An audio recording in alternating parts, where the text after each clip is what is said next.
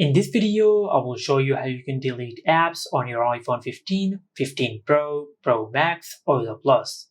Now there are two methods to do that. For the first method, on the home screen of your iPhone, just tap and hold on the app icon which you want to delete.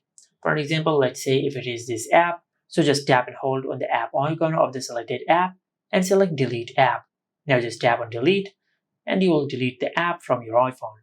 Now sometimes when you tap and hold on the app icon, it will say remove app instead of delete. So just tap on remove app and select delete from here.